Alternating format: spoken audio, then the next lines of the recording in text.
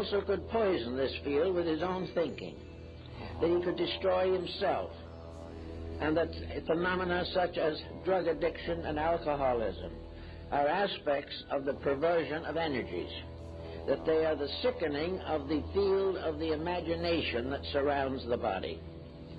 So we have a problem that goes back to the dawn of time as to what is imagination, how does it work, and is there a solid structure there, and how can we direct it, or how does it direct us? All this was part of ceremonial magic, became involved in the Kabbalah, and has more lately taken its place in metaphysical psychology.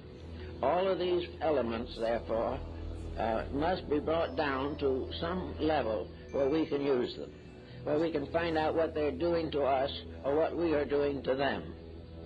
At the present moment, the astral light is largely the product of what we have done to it. This field is a kind of field of the ghost world. It is the field of the invisible, but in a sense bound to the visible form of life. The Egyptians knew this ghost or phantom world. They also equated it with sleep and dreams, and believed in many cases, and perhaps correctly, that the dream life of the individual is not a mere fantasy. It is a fantasizing of something else. Anyway, we find in modern thinking there has come out of it all a kind of concept of magic. The magic of accomplishing certain purposes by dramatic intensities of the will. With magic also has come an absolutely necessary correlative, and that is ritual. Now, the Indian on the reservation here in the Southwest is a good example of a primitive magic lingering on through time. An Indian finds a little pebble. It is a nice little pebble. He puts it away to keep, but the pebble is still a pebble. But later he finds another pebble, which he likes, and he puts it side by side with the first one. He likes the combination, so he ties a thread around it and put a feather in one end, and it isn't two little rocks anymore. It is now a fetish. Now, a fetish is something that has magic power, a combination of things that is not ordinary. Things in their ordinary states are not fetishes, but when they are put into an extraordinary relationship with themselves or each other, then they gain magical influence. And the two little stones that would have done nothing in their natural state suddenly may have the power of life and death in the mind of the Indian who has created a fetish from them. This is another aspect of the same thing as the so-called ghost and dance and mask rites of ancient peoples. We have an exhibit in the library here now of the sacred masks of the Southwest American Indians. The Indian is perfectly aware of the fact that the mask is made by himself. He is perfectly aware of the fact that when he is wearing it, he is still himself. But when he combines the mask with himself, something happens.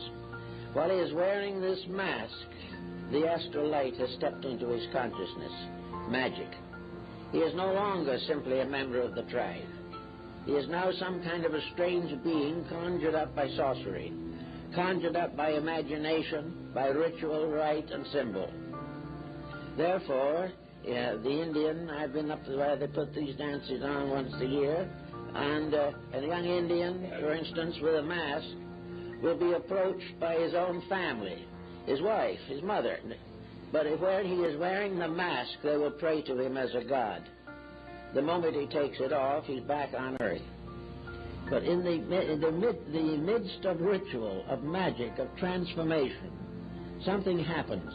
Eliphas Levi, the French transcendentalist, says that these things are creatures of the astral light. There's something that is not really imaginary, and yet is. Something that gains a new dimension.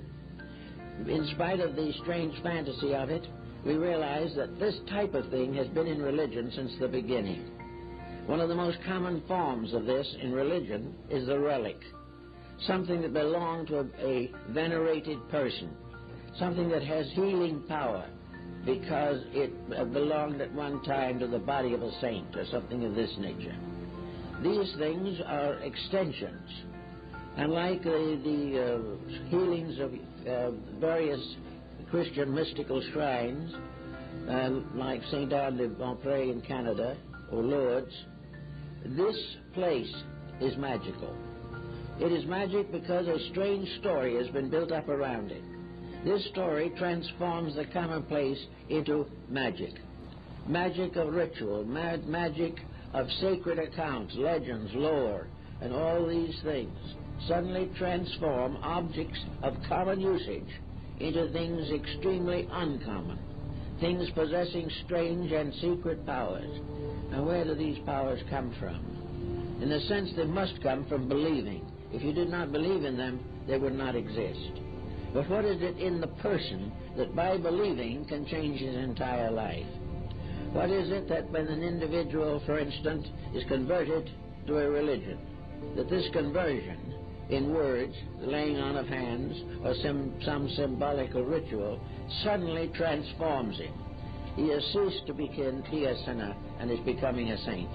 Some strange healing takes place from a source difficult to analyze. All these different mysteries seem to belong to an invisible realm that is very close to us, and which under certain conditions becomes available to us. A realm which perhaps we contact in sleep, in dreams, in nightmares, in trance, and under psychic pressures, as through a medium or something of this nature. There is some mysterious contact which suddenly changes the commonplace, that makes us believe things that in our more sober moments we would not believe. But whether they are sober moments or not, when they happen, even the skeptic is profoundly influenced. There is something around us that the ancients knew.